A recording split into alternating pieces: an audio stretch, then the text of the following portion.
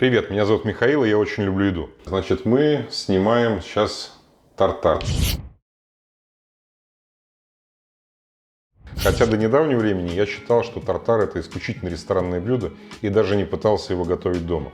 А потом я подумал, собственно говоря, чем я хуже тех людей, которые шинкуют его на кухне. Начну я с того, что порежу хлеб. Салат, который у нас продается, который идет на гарнир, мы будем делать инсалата мисто, да, 3 вида салата. Он немножко вялый, поэтому что я делаю в таких случаях? Я беру емкость и рву салат в нее. Я не люблю резать ножом, предпочитаю рвать руками. Вот видите, он сейчас такой немножко такой кляклый, да? Нам нужно буквально по 2 листа каждого вида салата.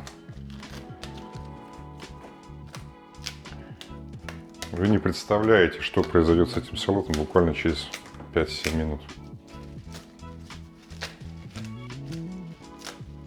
И добавляем очень холодную воду. Можно даже добавить немножко льда. Вот, но главное, чтобы вода была холодная. То есть салат это как цветочки. Он у нас оживет буквально сразу. Так, с салатом мы закончили пока. Маленький лайфхак, чтобы не ездила по столу доска. Есть чудо-вещь, называемая салфеточка. Мы ее смачиваем, выжимаем, подкладываем сюда. Теперь у нас это все зафиксировано. Теперь отличное филе. Жарить его как стейк невозможно, потому что очень жесткое. Я его замораживал. Потом я медленно размораживал в холодильнике, чтобы все было безопасно и хорошо. И теперь мы можем его резать. Резать тартар нужно только руками, никаких мясорубок, потому что мясорубка выдавливает сок из мяса и получается дрянь. Я всегда готовлю вручную, да? Пока тренирую мелкую моторику рук. Соответственно, я беру и начинаю резать на тонкие полоски примерно 3-4 миллиметра. Поворачиваем полоски и режем в этом направлении. Вот у нас получилась такая соплюшка, да? И теперь мы спокойно режем на мелкие кубики. Вот что у нас получилось. У нас получился фарш, который мы складываем для последующей подачи. И оставшийся кусок мяса нам нужно дорезать точно так же, да? Чувствую себя мясорубкой Мулинекс практически, да? Вот, мясо у меня готово, то есть у меня получилась абсолютно такая мелкая, красивая, нарубленный фарш. Из этого можно делать бургеры, но мы делаем тартар. Вот у меня получается такая красивая котлета. Это на 2 порции. В этом куске примерно 225 грамм, то есть где-то по 110-115 грамм. Абсолютно достаточно, да? Вторая часть. Лук-шалот. Можно использовать на самом деле любой лук с тонким листочком, да? Но шалот считается более вкусным. Как всегда, отрезаем попку, разрезаем пополам. Теперь я снимаю внешнюю оболочку, и обычно я снимаю один листик, потому что он бывает подгнивший и не очень хороший, да? Снимаю один листик, у нас получаются такие 2 штучки. Значит, нам надо порезать лук как можно тоньше и мельче, да? Соответственно, я режу сначала 1, 2, не до конца. Теперь прорезаю сверху. Теперь у меня получается совершенно легко нарезать очень мелкими кусочками. Вторая вещь, которая нам потребуется для мяса, это каперсы. Есть люди, которые добавляют помимо каперсов корнишоны, анчоусы, петрушку. Но я считаю, что это все перебор. Традиционный рецепт предполагает 2 ингредиента дополнительных. Это лук и каперсы. Каперсы достаточно у нас крупные, поэтому я их тоже шинкую.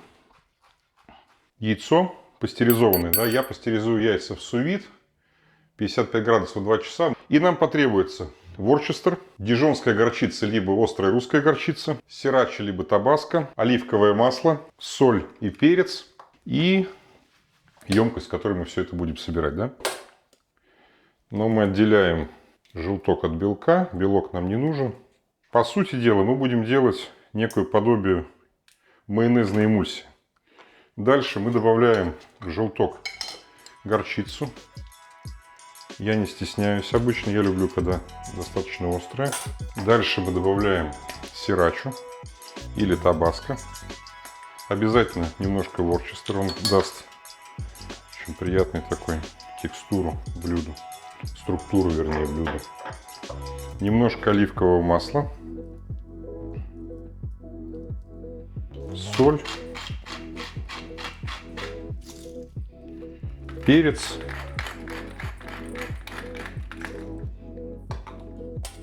И начинаем взбивать.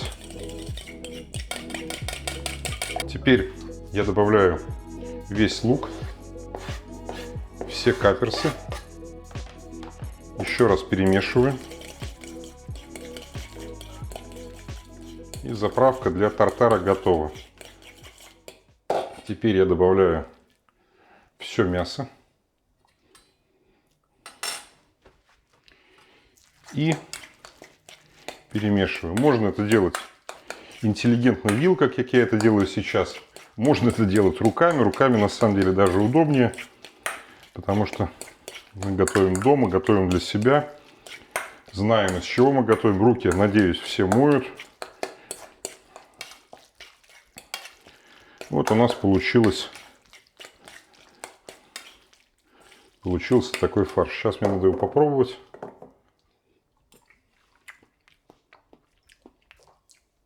Очень хорошо. Чуть-чуть соли. Чуть-чуть перца.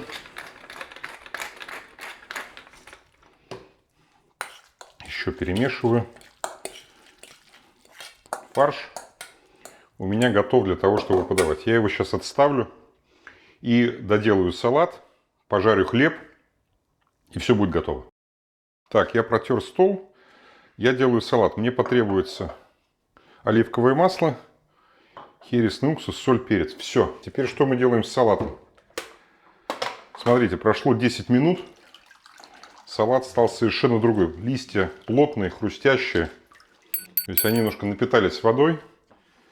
Теперь мы должны их просушить.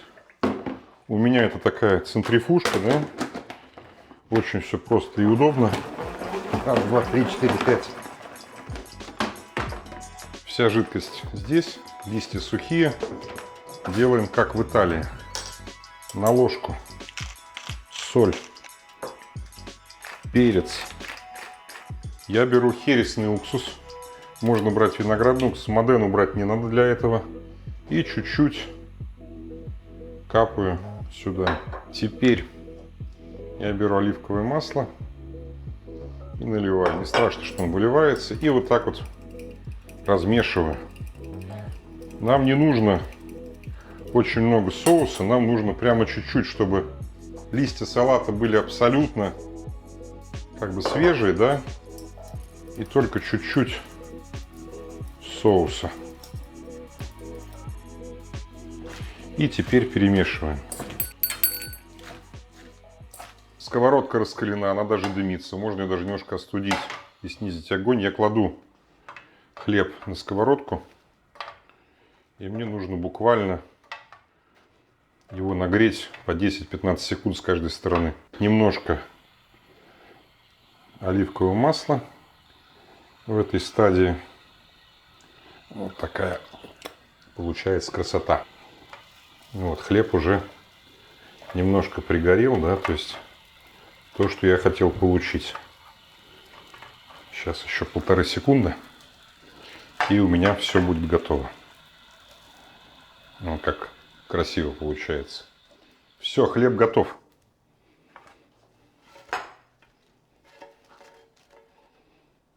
Закрыли. Я выкладываю на каждую тарелку По порции салата. И, если честно, можно выкладывать ложечками кнели, но я предпочитаю не лицемерить, а просто беру и формирую красивую котлету руками, выкладываю ее сюда. Раз.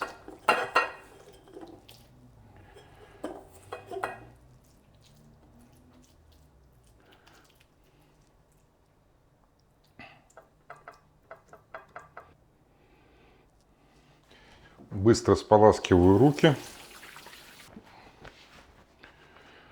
Перец. Ну, это уже я, конечно, выдрючиваюсь, да?